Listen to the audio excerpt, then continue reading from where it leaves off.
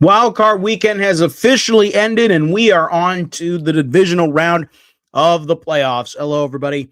I'm Noah Clark. This is another edition of Snap the Pigskin. We got a great show for you today. First head coaching hire has happened. John Harbaugh is going to the New York Giants. Mike Tomlin steps down as the head coach for the Pittsburgh Steelers, and we talk about that and the wild card matchup that happened and potentially Aaron Rodgers' last game. Losers of wild card weekend and the divisional round. We are going to preview all those games and give our picks for this divisional round playoff. So let's get started on this. We're recording this pretty late in the week. It is on a Friday, so we're going to get this out hopefully tonight, Friday night or Saturday morning for you guys to listen to.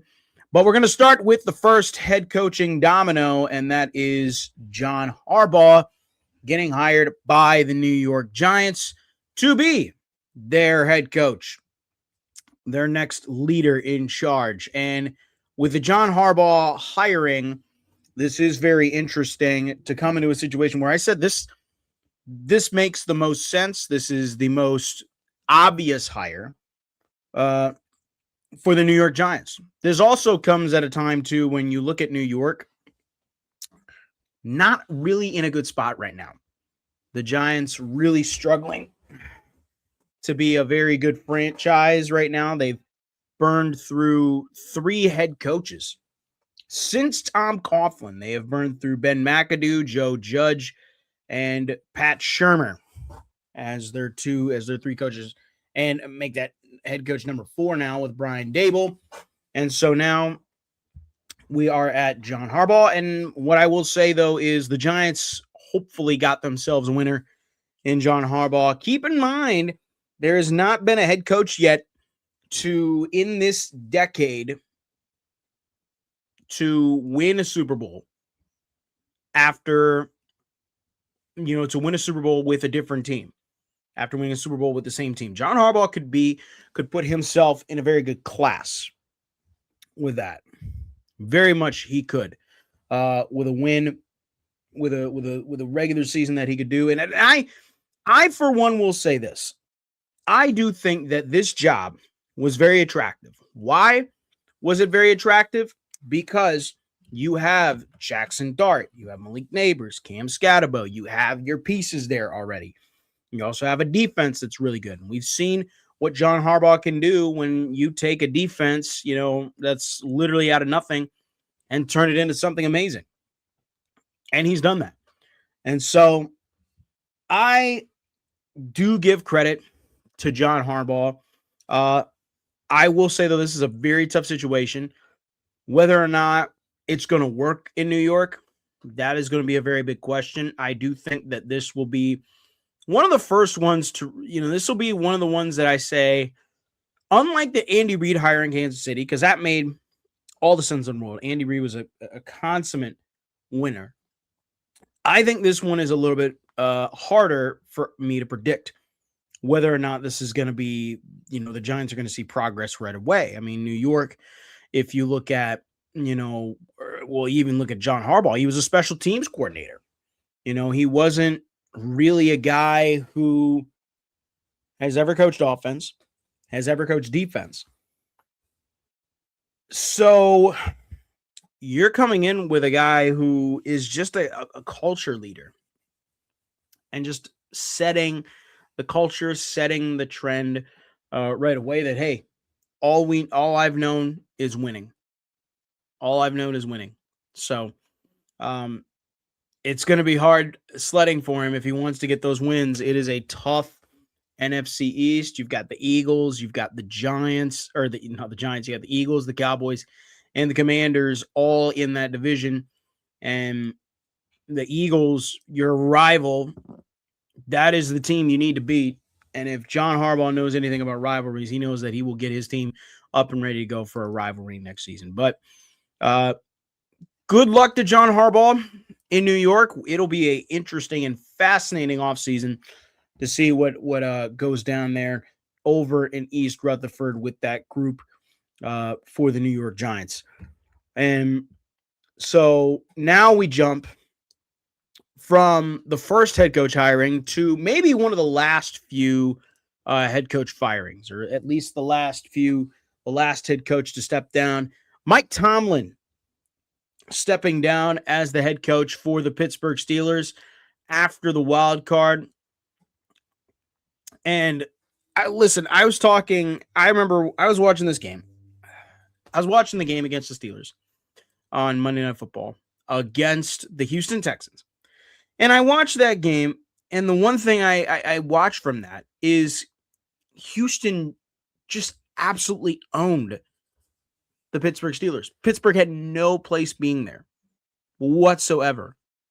And Mike Tomlin had no place being there whatsoever. And I knew after that game, that was pretty much it. It took some hard convincing, but I do think that if you're Pittsburgh, like, for one, Pittsburgh has never fired a coach in their history. I had to check with Steelers superfan Nick Bruzowitz on this, and they have never fired a head coach. They've never fired a head coach in their history. And you look at the coaches that they've had for the last, 30, 40 years, they've had Chuck Noll, Bill Cowher, and Mike Tomlin. I mean, that's a good run. But I do think after that game, it was time. I think even after this season, I think it was time. Pittsburgh and their offense, they just have not been the same. The defense is kind of aging now. You look at it, you have guys like Cam Hayward, TJ Watt, who are aging. You have, really no plan at quarterback. And so now it's just kind of, they're just sitting there thinking, now what do we do? And this is probably the first move that I look at and I say, I think it's the right move. I do think that this was much needed. This had been much needed for years, for the last 2 seasons. Pittsburgh just simply, with Mike Tomlin's record, yeah, he has a winning record. He longest winning record, he in Steelers history. He had consecutive winning seasons. I'm going to phrase that in NFL history. And he does make the playoffs, but he doesn't get relatively far. And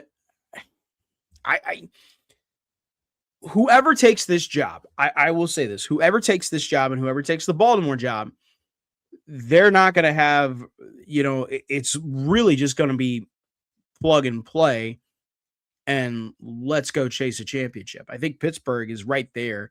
Whoever the head coach, the difference, though, I will say between the Baltimore and the Pittsburgh job is Baltimore has the quarterback in place. Pittsburgh does not. And you just look at this roster. I mean, Aaron Rodgers I don't think Aaron Rodgers, at least for the moment, is not coming back. He's not coming back. He's retiring. So what is that? What are your options at this point? Well, your options are you have Mason Rudolph and Will Howard. Those are your options. Those are your only 2 choices right now. And I don't know if I go with either of them. And I mean, Steelers fans have seen Mason Rudolph. I've seen Mason Rudolph. I've seen the sample size. It's decent, but is it going to, get you to a playoff game? I don't think it does. And then, Will Howard is a 6th round rookie who I think there's some potential there, but I don't think he's ready to take the reins of being a starting quarterback in the NFL. I mean, that's a tough position. And even too, especially with the offense, who's going to be the offensive coordinator? Who's going to call the offense? Because Arthur Smith is not coming back. Steelers fans who are not wanting Arthur Smith back, if they bring whoever they bring on for a head coach and whoever's going to come there, is going to be wanting to bring in his own guy, his own offensive coordinator, or maybe let's say it's an offensive play caller. So, but this one does come as the least shocking, but also someone as the most shocking, because I thought Pittsburgh would have just, let him go. I thought they would have fired him, or I thought they would have made some changes, some whole staff changes. Now, what does Pittsburgh do? What are the candidates for Pittsburgh? I mean, same as Baltimore. I do think you look at Pittsburgh's list, and even talking with Nick Bruzewitz about this, he wants a little bit more offensive candidates. He wants some offensive guys. I do agree partially with him. I also think too, you bring a defensive guy in there and immediately right off the bat, I'm going to say Brian Flores. You bring a guy like Brian Flores in there, and Brian Flores keeps that leadership there.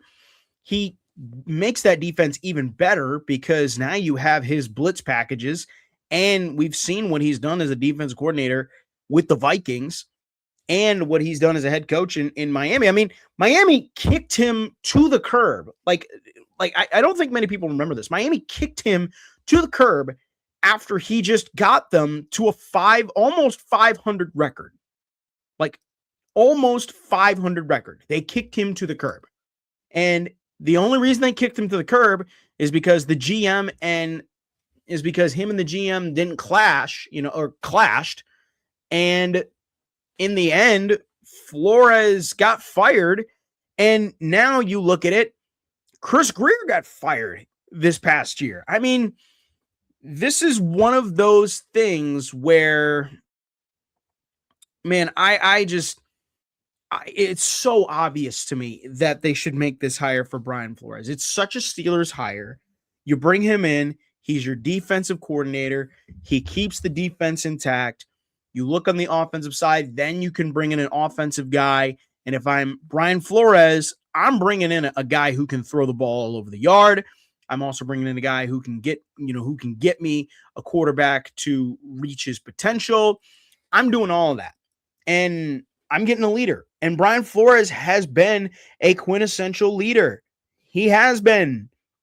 We've seen it in Miami. We've, in the Vikings.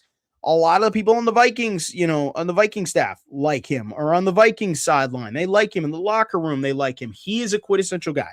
So I just, to me, Brian Flores seems way too easy, it just seems way too easy of a hire. And this is so obvious of a hire as well. So I got Brian Flores here. I think Baltimore really hasn't made a move on a head coach. I wonder if Pittsburgh is going to hold out. And this is the same thing with Baltimore.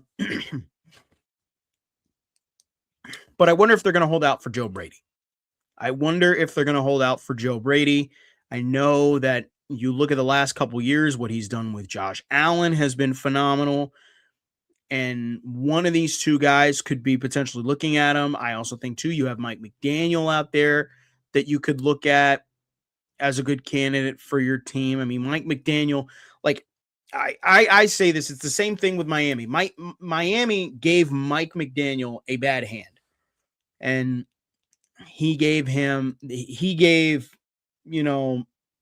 Miami gave him Tua. So if you're Mike McDaniel, you want to go to a situation too where, like, I'm not going to get screwed in the quarterback. I think one of those two places are going to be good, which brings me to my second candidate for Pittsburgh. I think he would fit well in Pittsburgh. I think that he would fit really well in Pittsburgh because we've seen the last couple of years the Steelers, yes, they want to run the ball. Yes, they want to they want to be ground and pound, and they want to run the ball, and they want to go off the play action. But we've seen that, and it's clearly not worked. I mean, they've brought in Arthur Smith. Before Arthur Smith, it was Matt Canada, and the offense was way worse before Arthur Smith. And even when Arthur Smith came in, it was still bad. Like, still bad. They were like, it makes no sense. So I think bringing in a fresh offensive mind like a Mike McDaniel could work. I mean, you have pieces on that group. I mean, if the Steelers bring back Kenneth Gainwell and Jalen Warren's already locked up, but you have Gainwell and Warren, you could have a good 1-2 tandem like Mostert and Achane. Like, that's a good group. I mean, both these guys can catch well, both these guys can run well. And then you have a wide receiving core with DK Metcalf, there for the moment. And you have a tight end in Pat Freiermuth who's good, who can stretch the field for you. If they can just figure out that quarterback situation, which I do think if Mike McDaniel comes in, he's going to want his guy and he's going to want his quarterback. And whether it be a rookie or a free agent, I think he's going to want his guy. I do think that is a very good selling point if you're Mike McDaniel and why I think he would be a good coach for the Steelers. I think that he gets to pick his own guy. I think he gets that opportunity to really say to the front office management, like, hey, I do not want a 40-year-old guy. Give me somebody who I know is in their prime, proven talent, that can win for me. Give me somebody. So I like I would like a McDaniel hire. I do think, and then obviously Joe Brady. I wonder if they're gonna play their cards for Joe Brady. I do think Pittsburgh could be one of those rare teams where they wait until Joe Brady's season's done with Baltimore with Buffalo, and they try and hire him there. I mean, who knows? There's a lot of opportunity out there for that. And Joe Brady has never had a head coaching job in the NFL. And so this to me is an interesting hire. I do like his offense. Like his offense with what we've seen in recent history has been really good. Yes, he got shafted in Carolina and it didn't pan out well for the Panthers, because you look at it right after that, they fired their head coach and then they got another head coach in there and then they fired that one to the sun. And this is also too coming off of the heels of them winning the national championship in 2019. And I felt bad. He was like, make no mistake about it. Joe Brady was dealt with a bad hand. I mean, he got put with a Panthers team that was at the end of their run in Carolina. I mean, they were just falling apart. So not his fault at all. So then he gets to Buffalo and he turns Josh Allen into what Josh Allen was when he had Brian Daboll, because they had Ken Dorsey and it wasn't working out with Ken Dorsey. And Joe Brady came in and, man, it looked like we were seeing the 2019 LSU Tigers again, where they're airing it out over the field. They're throwing the ball. They're doing all these things where they're getting the ball into their playmakers. And the quarterback is the superstar in that offense. And whether you like it or not, and he's a good coach. He can coach.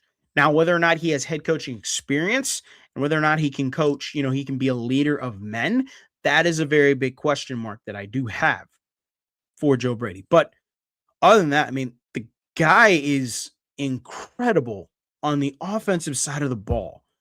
And you would be a fool not to try and take him as your head coach. You would be a fool to try and not give him an opportunity to be a head coach overall. So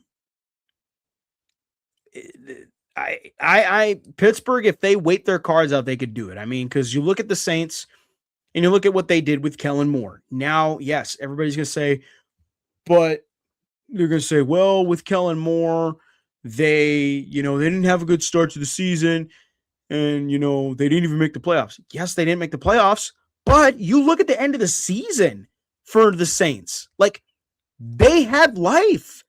Like, they may have found their quarterback in the second round of Tyler Shuck.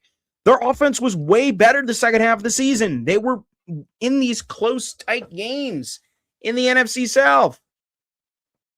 And I do think, yes, Kellen Moore was dealt a bad hand, but he was able to work with what he got for his roster. And I even said too, yes, the Saints, they're going to be the worst team in football this year. And man, did they prove me wrong. And that's not saying much. So I do think if you're Joe Brady, like, I do think with the same situation with Joe Brady, like they could wait this out and see if they can get the best head coach out there, which is Joe Brady. In my opinion, the best offensive coordinator right now. So, yeah. So moving on from that, Steelers get rid of their head coach. Steelers now are in the market for a head coach now. And so the Baltimore Ravens, whoever, and I will say this too, whoever the Ravens are looking at, the Steelers are also probably going to be looking at as well. So this is going to be really interesting how this head coach hiring cycle is going to be. So now on to Wild Card Weekend, and there's some winners and some losers of Wild Card Weekend.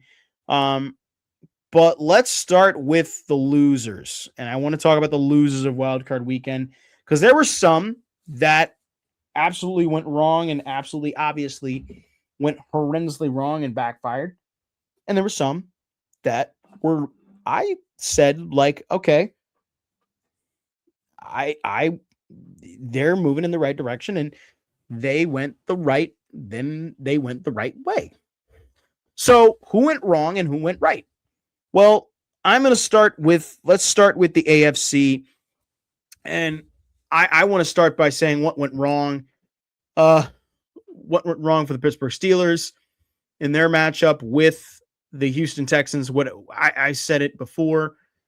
Pittsburgh just needs to find a quarterback. I mean, this is ridiculous. Like, I'll even say this. I mean, like Aaron Rodgers, I love Aaron Rodgers, but he just isn't that same type of guy where he's carrying your team. Like he's in his 40s. He's not carrying your team. And you look at the quarterback they had before. I can't even remember who I'm blanking on it. Well, they had, Aaron Rodgers. Oh, Russell Wilson and Justin Fields. They had Aaron Rodgers, Russell Wilson, and Justin Fields as their quarterbacks. And Mason Rudolph is sprinkled in there somewhere. Like Pittsburgh, if I'm the Steelers, and I said this too, whoever the new head coach is going to be, they have to have that say in the quarterback position. Like you cannot, and for Pittsburgh, you cannot go into another season where your quarterback is 40-something years old and he's playing on a one-year deal. Or you're going with guys who are washed, clearly are washed for multiple reasons, and you name them their starting quarterback. You name them your starting quarterback. Like it has to change. So that's the first team on my mind that I immediately say they have to get it right, or they have to they got it wrong. Another team now in the AFC, in the second team in the AFC that lost in the wild card weekend is the LA Chargers. My God. And I think the obvious one here is they need offensive line help. I mean, you can't go into another year of Justin Herbert getting killed. I mean, you look at it, yes. They had Joe Alt. He missed some time, but they also didn't have Rashawn Slater for the entire year. And this is coming off of him getting a big time extension, a big contract extension, and he has an injury. And so on top of that, too, you just had your starting center, Corey Linsley, retire. I think, what was it, 2 years ago? So the Chargers need to just start over and rebuild that offensive line. And Jim Harbaugh needs to rebuild that offensive line the way he wants it done. The other thing I think is Greg Roman. And I've said this from the time he was in Baltimore to now. You cannot win with Greg Roman as your OC. You cannot. And I am glad that the Chargers got rid of him. They kicked him to the curb. And now the Chargers are going to bring in a new caller, a new guy to call the shots. And I think it's a very good move because Justin Herbert cannot run the offense that Lamar Jackson ran. Like, he's not Lamar Jackson. He's Justin Herbert. Completely different body of work. Justin Herbert's more of a drop back passer. Lamar Jackson's more of an option quarterback. He can move around, but he can do a couple things with his arm. And I just think too, my God, they need to figure out that offensive line. It was so bad. It was so bad. If you didn't watch that Patriots game, you would feel like watching that Patriots game, you feel sorry for Justin Herbert. Oh my gosh. He just like almost at least every other time, it was like he's seeing sky. Like he was counting the stars up there. And it's like you can't have that. You can't have that. So I think though they're going to have to rebuild that offensive line. Good news is Joe Alt and Rashawn Slater's coming back. Once they get Rashawn Slater back, I do think that is a big boost for their group. They need that other tackle, and he's a really good tackle. Now, whether or not he's going to be back to his all-pro level, that's going to be up in the air. But the Chargers are the team that, to me, I think lost this postseason. I don't think they played relatively well. I think they struggled. Now, for the winners and for the people who got things right, Jacksonville. I'm gonna go with Jacksonville, Duval, and I got to talk about the Jags, man. Like, Jacksonville really impressed the hell out of me, especially this season. When you look at the Jags, I mean, this is a team that I did not expect winning the division. I did not expect them hosting a home playoff game. I did not expect them to even be in this situation. And for Liam Cohen, I mean, he's going to be a candidate for Coach of the Year. I mean, the job that he did in Jacksonville was truly impressive.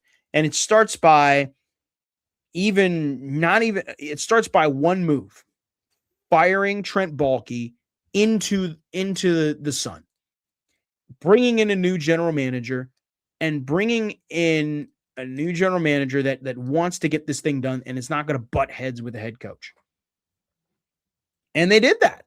And you look at Jacksonville, I mean, the addition of Jacoby Myers to that group really got that Jaguars team going. I mean, you look at it with Brian Thomas, who didn't have as good of a year, struggling, and Jacoby Myers really taking advantage of the opportunity that was given in front of him. Plus, the run game with Travis Etienne and the passing game with Trevor Lawrence, and Trevor Lawrence having a better second half of the season too, really made things look much better. And I do really want to say this for Trevor Lawrence. I think there's still hope there. I truly think there's still hope there for Trevor Lawrence. It's just, man, he's so gosh darn good.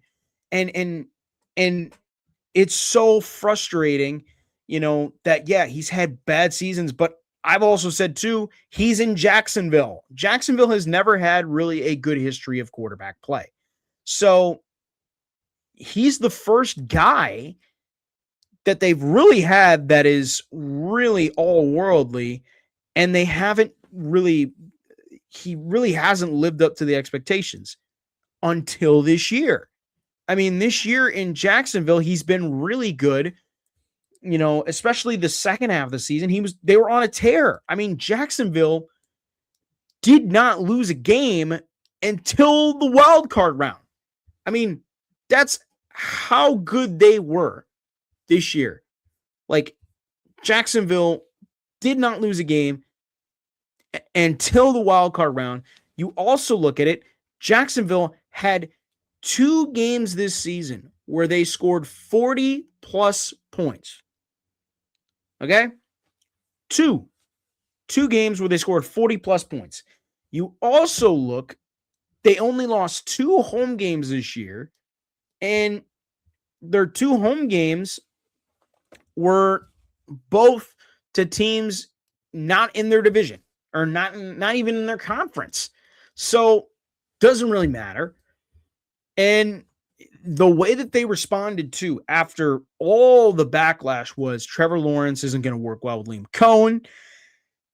Trevor Lawrence isn't going to do this. I mean, he's responded, dude, and he has played at a really elite level this year. I mean, 4,000 yards passing, sixth in the NFL. He finished the year fifth in interceptions. His QBR was 14th. It was 58.5. But you look at it down the stretch, he just got better. He got better. And I'm looking at the stat sheet right now. He did not finish a game. There's only one game where his QBR dipped under 75 and his quarterback rating and his passer rating dipped under 75, and it was against the Colts. He did not play well against the Colts. But you look at the end of that season, they played so well. They played so unbelievably well. And I do think the future is bright. I mean, you even look at the AFC South. I think the AFC South is getting better. I think it's getting more tolerable to watch. The Colts this year looked very good, and we were thinking, oh, the Colts are going to come out of the gate swinging. And then they collapsed. And then all of a sudden, now it's the Texans in a 2-horse race, and they're competing with Jacksonville. I mean, this division got fun down the stretch of the season.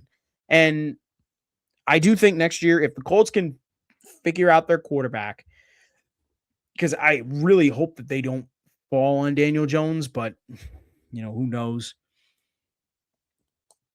This division could be very fun. And the Jaguars have really made it known that they are here to stay. Duval is here to stay. So that's my thought on the winner from the AFC. And really, there isn't another winner from the AFC, but there are a couple. There's winners in the NFC. There's losers and winners in the NFC. I'm going to start with the winner in the NFC. This time, I'm going to flip it. Carolina Panthers. I give them so much credit for what they did this year, how they even got into this spot, how they even got a home playoff game, how they were literally almost like seconds away from winning a playoff game against the Rams. I give them credit. I think that I think this team overachieved. They really overachieved this year. And this is after a year of where, wow, Carolina, they suck. And they're not good. And Bryce Young is not good in this or that. And I do think Bryce Young, there's same thing with Trevor Lawrence. There's some talent there.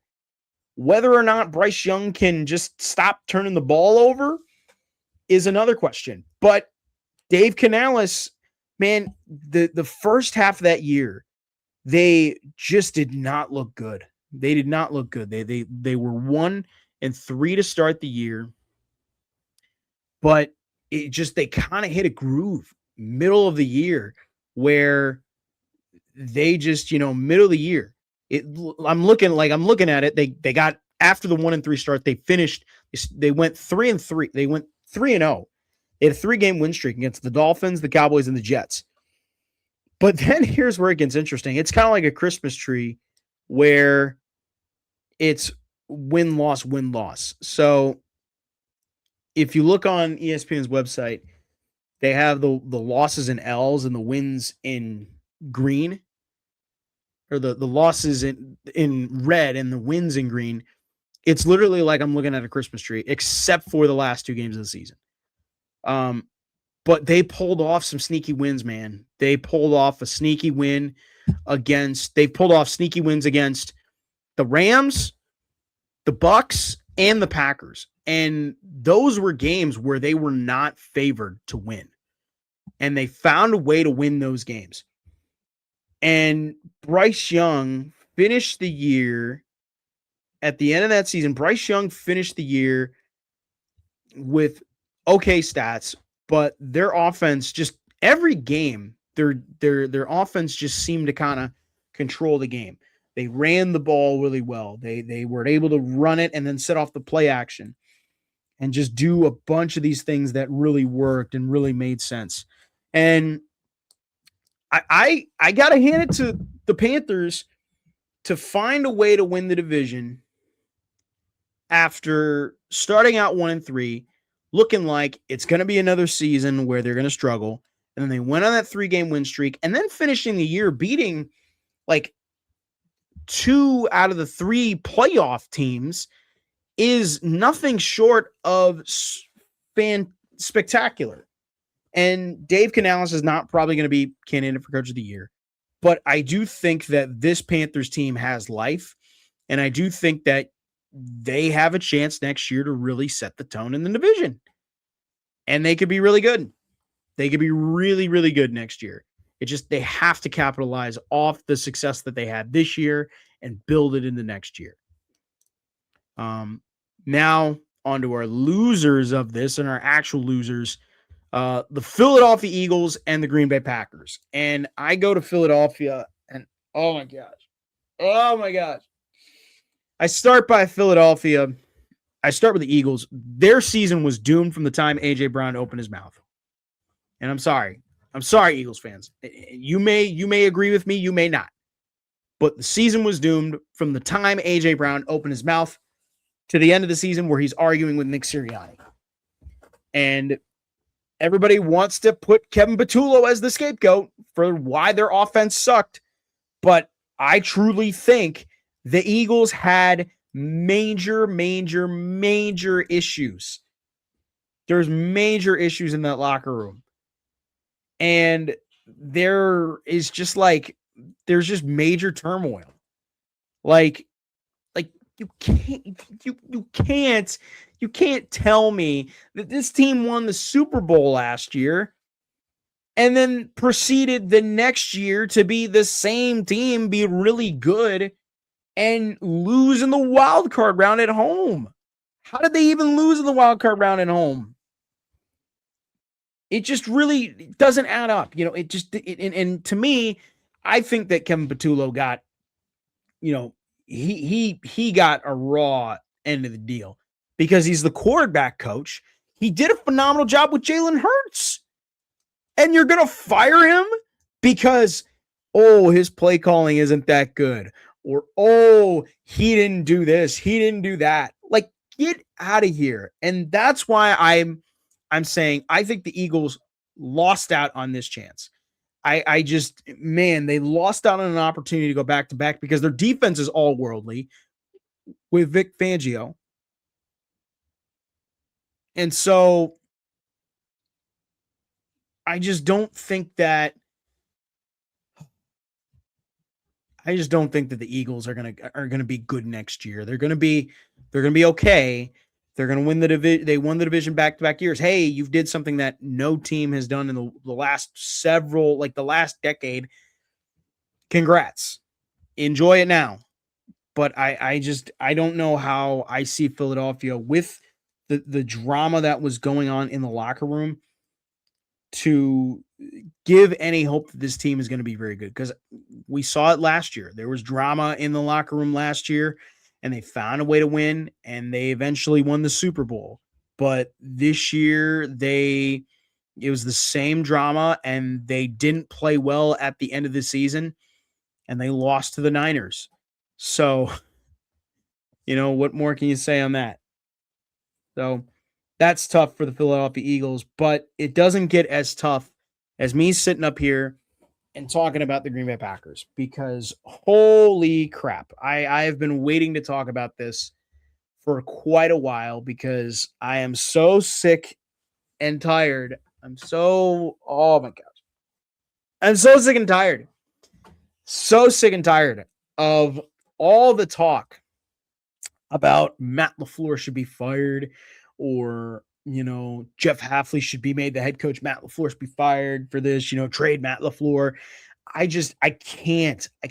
When you've seen as many brutal Packer losses as I've seen, it tends to get it tends to wear off. The losing tends to wear off relatively quickly, to where you're thinking, oh, on the next season. I do think, yes, this was a brutal game. This was a brutal game for them to lose to the Chicago Bears.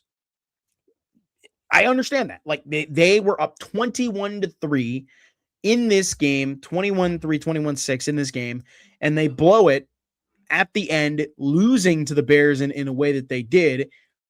And yes, that does fall, should Matt LaFleur have adjusted in the game against Chicago? Yes. Should he have given the ball to Jordan Love, who, by the way, was on a tear in that game? He went nuclear in that game. Absolutely. I think he should have given him the ball. Should they have adjusted on the defensive side? Should he have told Hafley to adjust? Absolutely. And here we are now, and here we are, and man, just looking not as a Packer fan, but here the Green Bay Packers are. They haven't won a Super Bowl since 2010, but they've been to the playoffs a lot. I mean, you look at this team, this Packers team in the Aaron Rodgers, Jordan Love era, like in combined in that era, have only missed the playoffs 3 times. 3 times in that span. That span from Aaron Rodgers in 2008 to, okay, actually, let me rephrase that. They, 4 times. So from that span in 2008 to now, they've missed the playoffs 4 times. They've won, they've won a plethora of playoff games. They've been to the NFC Championship game I can just count it off the finger, but they've been there more than 5 times in the Aaron Rodgers, Jordan Love tenure, and Jordan Love has never been there. But you also look to the same head coach, Matt LaFleur, and here's where I'm going to get on a little bit of a rant here, but the same head coach, Matt LaFleur, got Aaron Rodgers to back-to-back MVPs, got them to the best record in football in back-to-back seasons, and oh, by the way, got them to the 2 seed in his first year and got them to the NFC Championship game his first year, and then proceeded to do after Aaron Rodgers left to inherit the youngest team in football. And oh, by the way, brought in a quarterback that, was very raw and turned him into a superstar. I mean, you look at the numbers this year show it. Jordan Love has been top 5 in every quarterback metric this season. And the cherry on top is that his backup also is a really good quarterback and is going to get a good payday. So I am sick and tired of hearing how bad Matt LaFleur is and how bad he should be fired when I just gave the long list of accolades that he has done, the long list that he has done in his tenure as the Packers head coach. And people want him gone. People want this man gone. I just can't believe it. Now, what I will say, though, is while people want Matt LaFleur fired, I don't. I really hope they work a contract extension out. What I do think, though, is he needs to figure this out. Like, this has been repeated instances where, we even look at last year in the playoffs. I mean, look, they were doomed in the playoffs last year. I mean, they regressed and they basically were the Cowboys of 2023, where Green Bay only won 1 division game and didn't have a win over a 500, plus team. And this year it's the same. They didn't have a win over a 500 plus team.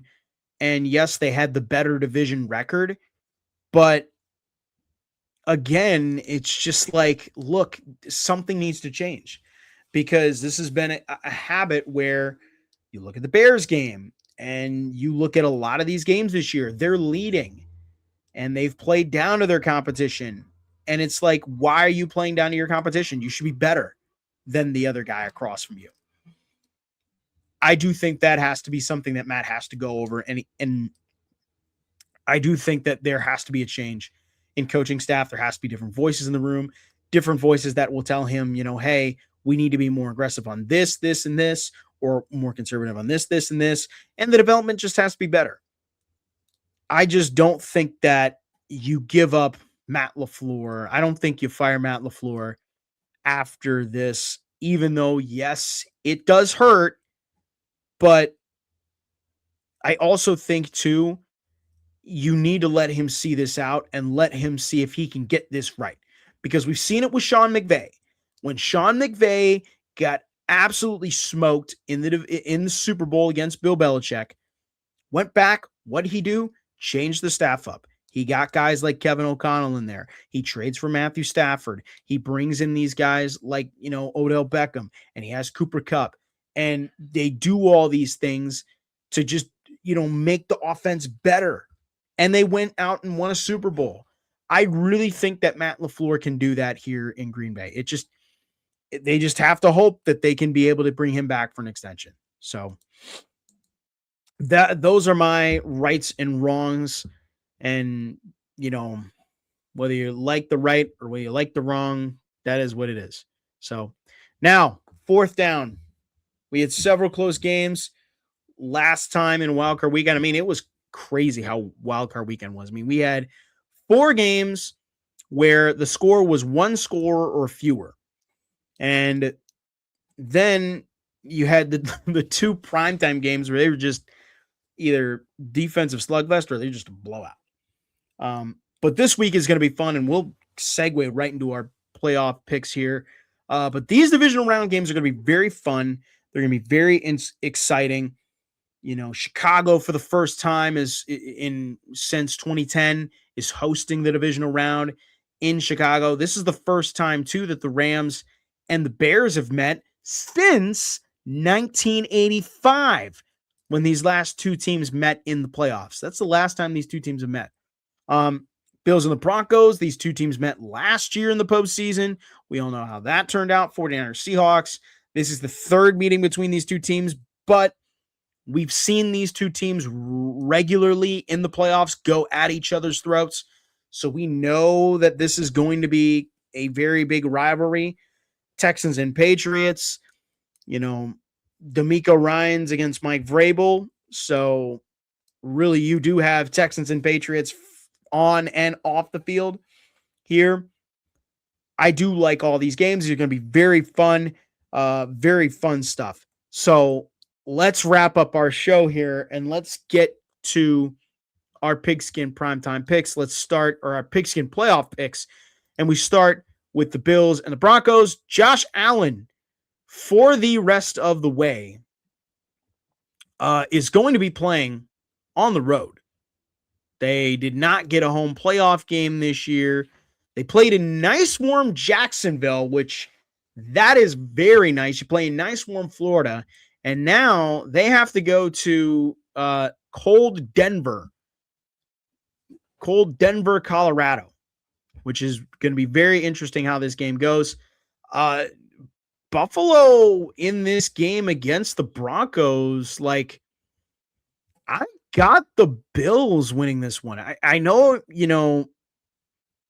this is going to be very interesting how the Broncos will come out. This is Sean Payton's, first playoff game as the 1 seed.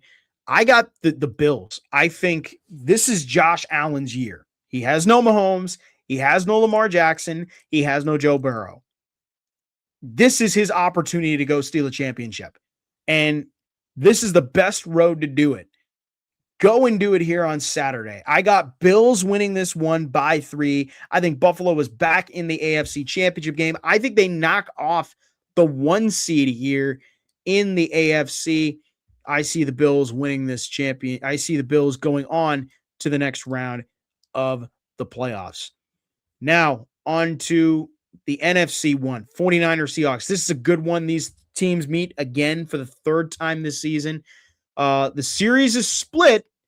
Between both of these teams. The Niners lost against the Seahawks at the very back end of this season, but in week 1, the Niners won this game at Seattle.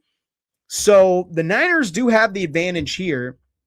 But this is and on top of that, add a little bit of flair and spice. Sam Darnold might not be ready to go for this game. It's going to be interesting depending on if Sam Darnold plays, but I'm going to go with the Niners here to win this game. I got Niners by 7. I think Kyle Shanahan, this is a different Kyle Shanahan team. Why? Because he's playing with adversity instead of being the dominant team. I mean, you look at it, no Nick Bosa, no Fred Warner yet, and the offense hasn't been really good. You've had no Brandon Ayuk for most of the season. You're relying on Juwan Jennings and Ricky Pearsall and a Christian McCaffrey and Brock Purdy. I mean, they don't have much there to work with. So, and they're doing it, and they just won a playoff game against the defending Super Bowl champions. I do think that the Niners could upset the Seahawks again. They're going back to the NFC Championship game. Although I think this time it might be different. I think Seattle, this is their first, this is Mike McDonald's first opportunity to see what his team can do in a playoff setting, especially in a playoff setting at home. I don't think he's going to win this game. I think because of San Francisco and the playoff experience that they've had, I see the Niners winning this game. I see them winning it by 7. And now on to our Sunday playoff games, the Texans and the Patriots. This is going to be very fun. A very fun game to watch. New England's offense this year has been really lights out. And the Texans defense on the opposite side also has been very lights out. I want to put Houston in the NFC Championship game because they've never been to an AFC Championship game. I want to.